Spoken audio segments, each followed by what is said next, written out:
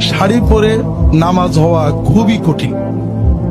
কারণ কোন মহিলা যখন নামাজ পড়েন, পুরুষদের জন্য সতর হলো নাভি থেকে হাঁটু।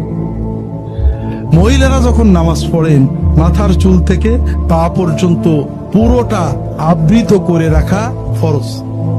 কাপড় নেই, ন্যাংটো হয়েও নামাজ হবে।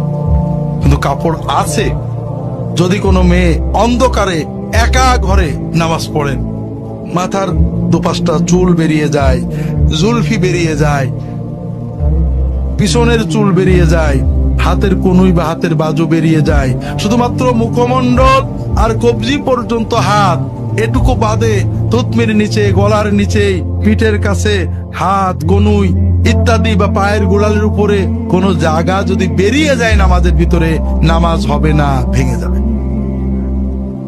শাড়ি পরে কি এগুলো ঠিক রাখা যায়? খুব কষ্ট।